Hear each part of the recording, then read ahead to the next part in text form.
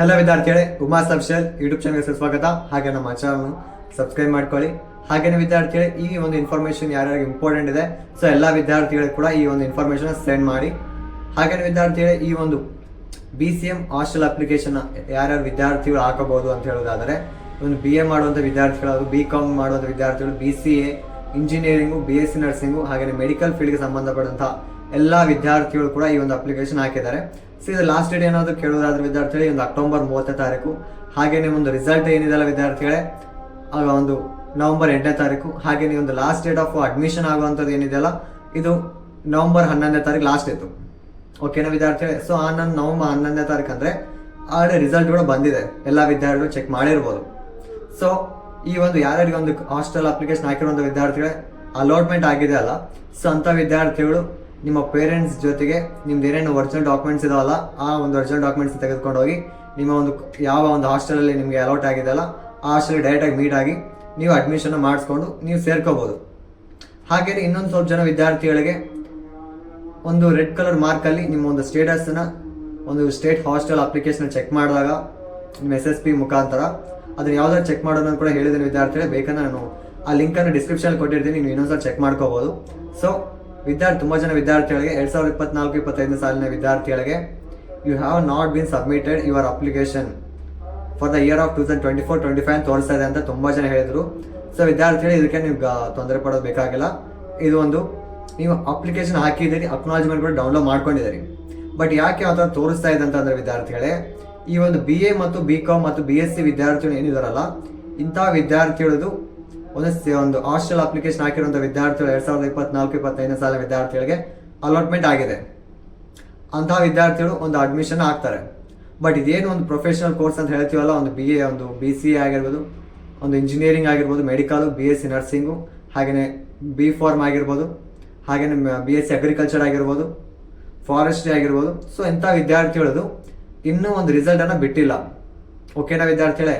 ಒಂದು normal degree ಆಗಿರುವಂತಹ ಒಂದು BCom ಆಗಿರ್ಬೋದು, BA ಆಗಿರ್ಬೋದು, ಸೊ BSc ಆಗಿರ್ಬೋದು, ಈ ವಿದ್ಯಾರ್ಥಿಗಳು ಮಾತ್ರ ಒಂದು ರಿಸಲ್ಟನ್ನು ಬಿಟ್ಟಿದ್ದಾರೆ. ಸೊ ಅಂಥ ವಿದ್ಯಾರ್ಥಿಗಳು ಮಾತ್ರ ಒಂದು ರಿಸಲ್ಟನ್ನು ಚೆಕ್ ಮಾಡಿಕೊಂಡು ಸಿಕ್ಕಿರುವಂಥ ಕಾಲೇಜಲ್ಲಿ ನೀವು ಹಾಸ್ಟೆಲಲ್ಲಿ ಅಡ್ಮಿಷನ್ ಆಗ್ಬೋದು. ಇನ್ನೂ ಬೇಕಂತ ಕನ್ಫರ್ಮೇಷನ್ ಬೇಕಂದರೆ ನೀವು ನಿಮ್ಮ ಒಂದು ಆಫೀಸ್ ಇರುತ್ತೆ, OBC ಆಫೀಸ್ ಅಥವಾ ಒಂದು backward class welfare department office ಇರುತ್ತೆ, ನೀವು ಅಲ್ಲೋ ಡೈರೆಕ್ಟಾಗಿ ಚೆಕ್ ಮಾಡ್ಕೋಬೋದು. ಯಾಕೆಂದ್ರೆ ಅಲ್ಲಿ ಬೋರ್ಡಲ್ಲಿ ಹಾಕಿರ್ತಾರೆ, ನೀವು ಅದ್ರ ಮುಖಾಂತರ ಚೆಕ್ ಮಾಡ್ಕೋಬೋದು.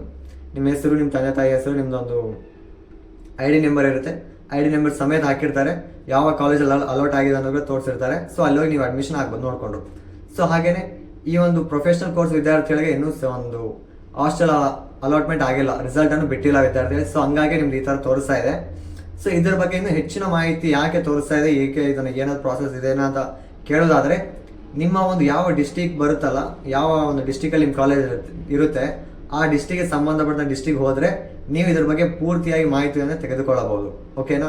ಸದ್ಯಕ್ಕಂತೂ ಈ ಒಂದು BSc ನರ್ಸಿಂಗು, ಒಂದು ಇಂಜಿನಿಯರಿಂಗು, ಒಂದು ಮೆಡಿಕಲು, ಇದಕ್ಕೆ ಸಂಬಂಧಪಟ್ಟಂತೆ ಯಾವುದೇ ಥರ ಒಂದು ರಿಸಲ್ಟನ್ನು ಬಿಟ್ಟಿಲ್ಲ ಅಂತ ಕನ್ಫರ್ಮೇಷನ್ ಮಾಡಿದ್ದಾರೆ ಬ್ಯಾಕ್ವರ್ಡ್ ವೆಲ್ಫೇರ್ ಡಿಪಾರ್ಟ್ಮೆಂಟ್ ಅವರು. ಓಕೆನಾ? ಸೊ ಹಾಗಾಗಿ ನಿಮ್ದು ಈ ಥರ ತೋರಿಸ್ತಾ ಇದೆ ಅಂತ ಹೇಳಿದ್ದಾರೆ. ಏಕೆಂದರೆ ಈ ಒಂದು ಪ್ರಾಸೆಸ್ ಏನಿದೆ ಅಲ್ಲ, ಆ ಒಂದು BCW ಏನೋ ಒಂದು ಆಫೀಸ್ ಒಂದು ಇದು ಸ್ಟಾಫ್ ಇದಾರಲ್ಲ, ಈ ಸ್ಟಾಫು ಪ್ಲಸ್ ಒಂದು ನಮ್ಮ MLA ಅಥವಾ ಜಿಲ್ಲೆಗೆ ಸಂಬಂಧಪಟ್ಟಂತಹ ಒಂದು ಮುಖ್ಯ ಅಧಿಕಾರಿಗಳಿಂದ ಇದನ್ನು ಮಾತಾಡಿ ಒಂದು ಅಲಾಟ್ಮೆಂಟ್ ಪ್ರಾಸೆಸ್ ಆಗುತ್ತೆ.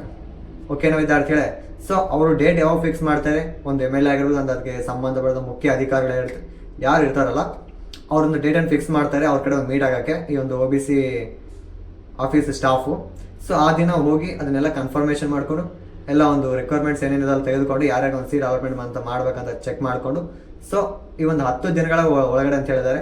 ಸೊ 10 ದಿನಗಳ ಒಳಗಡೆ ನಿಮ್ಮ ಒಂದು ಏನಿದೆಲ್ಲ ಪ್ರೊಫೆಷನಲ್ ಇಂಜಿನಿಯರ್ಸ್ ಆಗಿರ್ಬೋದು, ಎಲ್ಲ ಒಂದು ಫೀಲ್ಡ್ ವಿದ್ಯಾರ್ಥಿಗಳಿಗೆ ಆ ವಿದ್ಯಾರ್ಥಿಗಳು ಒಂದು ಸೀಟ್ ಅಲಾಟ್ಮೆಂಟನ್ನು ಪ್ರಾಸೆಸನ್ನು ಮಾಡ್ತೀವಿ ಅಂತ ಹೇಳಿದ್ದಾರೆ. ಓಕೆನಾ ವಿದ್ಯಾರ್ಥಿ? ಸೊ ಹಂಗಾಗಿ ಡಿಲೇ ಆಗಿದೆ. ಬಟ್ ನಿಮ್ಗೆ ಯಾರು ಒಂದು ಅಪ್ಲಿಕೇಶನ್ ಹಾಕಿದ್ದೀವಿ, ಬಟ್ ಆದರೂ ಕೂಡ ನಮಗೆ ನಾಟ್ ಸಬ್ಮಿಟೆಡ್ ಅಂತ ಬರ್ತಾ ಇದೆ ಅಂತ ಹೇಳಿದಲ್ಲ, ಸೊ ಇದೇ ಪ್ರಾಬ್ಲಮ್ ವಿದ್ಯಾರ್ಥಿಗಳು. ಸೊ ನಿಮ್ಮದು ಇನ್ನೂ ರಿಸಲ್ಟನ್ನು ಬಿಟ್ಟಿಲ್ಲ, ಅದನ್ನು ಕನ್ಫರ್ಮೇಷನ್ ಮಾಡಿದ್ದಾರೆ.